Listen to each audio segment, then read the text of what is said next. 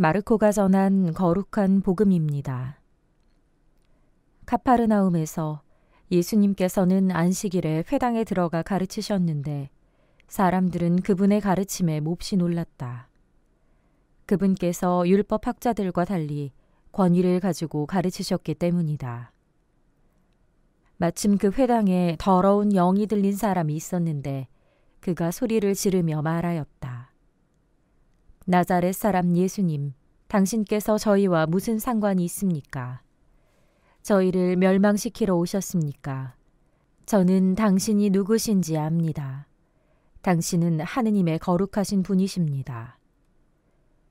예수님께서 그에게 조용히 하여라, 그 사람에게서 나가라 하고 꾸짖으시니 더러운 영은 그 사람에게 경련을 일으켜 놓고 큰 소리를 지르며 나갔다. 그러자 사람들이 모두 놀라 이게 어찌 된 일이냐, 새롭고 권위 있는 가르침이다. 저희가 더러운 영들에게 명령하니 그것들도 복종하는구나 하며 서로 물어보았다. 그리하여 그분의 소문이 곧바로 갈릴레아 주변 모든 지방에 두루 퍼져나갔다. 주님의 말씀입니다.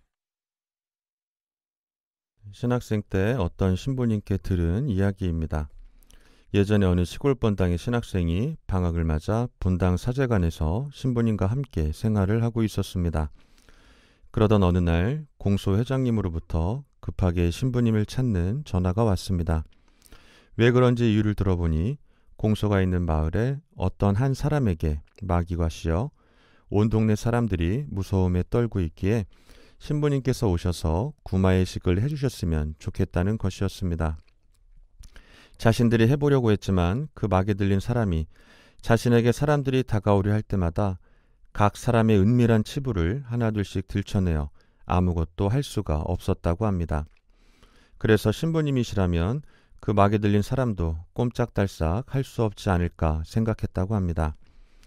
하지만 때마침 신부님이 사제 연수로 부재 중이시라 어려울 것 같다고 하자 공소회장님은 그러면 학사님이 대신 와서 해달라고 졸랐습니다. 그만큼 상황이 긴박했던 것이지요. 그래서 신학생은 본당 신부님 대신 공소를 찾아가 마귀 들린 사람 앞에 서게 되었습니다. 앞으로 어떤 일이 일어날지 모두가 숨죽여 지켜보고 있는데 신기하게도 그 마귀 들린 사람은 신학생 앞에서만큼은 맥을 못 추는 것이었습니다. 오히려 신학생이 준비해간 성수를 뿌리며 묵주기도로 드리는 구일기도에 나오는 구마의식을 시작하자 고통 속에서 경련을 일으키며 몸부림을 치다가 마귀가 떠나간 듯 평온함을 되찾았다고 합니다. 이렇게 된 데에는 이유가 있습니다. 부재 중인 신부님 대신에 와달라는 공소 회장님의 부탁에 자신이 가겠노라고 얘기하기는 했지만 사실 신학생도 마귀 들린 사람이 사람들의 치부를 드러내며 난동을 피운다는 게 두렵고 무서웠습니다. 그래서 고민한 끝에 거리가 좀 있기는 하지만 이웃 본당까지 열심히 자전거를 타고 달려가서 그곳 신부님께 고해성사를 청했던 것입니다.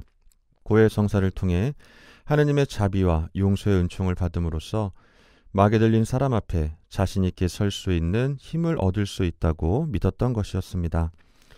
믿거나 말거나 어디까지나 전해들은 이야기이기는 하지만 우리 신앙인들에게는 시사하는 바가 크다고 할 수 있겠습니다. 오늘 복음 말씀에서 예수님께서는 카파르나움의 한 회당에서 더러운 영이 들린 사람을 치유해 주시는 모습을 보여주십니다. 예수님을 본 더러운 영은 이렇게 소리를 지르며 말합니다. 나자렛 사람 예수님, 당신께서 저희와 무슨 상관이 있습니까? 저희를 멸망시키러 오셨습니까? 저는 당신이 누구신지 압니다. 그리고 이렇게 이야기합니다. 당신은 하느님의 거룩한 분이십니다. 이 말씀을 들으신 예수님께서 조용히 하여라, 그 사람에게서 나가라 하고 꾸짖으시니 더러운 영은 그 사람에게 경련을 일으켜 놓고 큰 소리를 지르며 떠나가게 됩니다. 그러자 사람들이 모두 놀라 새롭고 권위 있는 가르침이다. 저희가 더러운 영들에게 명령하니 그것들도 복종하는구나 라며 오늘 복음 말씀은 끝이 납니다. 더러운 영도 예수님이 어떤 분이신지 압니다.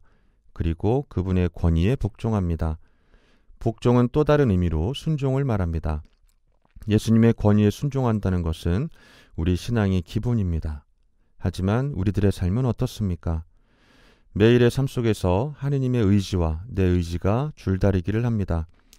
신앙인으로서는 응당 그분의 말씀에 순종해야 함에도 내 의지를 꺾지 않고 결국에는 내 의지가 하느님의 의지를 이기는 경우가 많습니다. 앞서 말씀드렸던 신학생의 경우를 보면 그는 하느님께 자신을 온전히 내어 맡겼습니다. 자신의 의지로는 감당할 수 없다는 사실을 인지하고 전적으로 주님께 매달렸던 것입니다. 그러한 믿음을 품고 마귀 들린 사람 앞에 섰을 때 마귀는 복종할 수밖에 없었던 것입니다. 우리에게도 이러한 믿음이 필요합니다. 하느님의 의지에 순종할 때 우리에게 얼마나 큰 은총의 선물이 주어지는지 말입니다. 이러한 믿음을 청하시면서 오늘도 소중하고 행복한 하루 되시길 빕니다.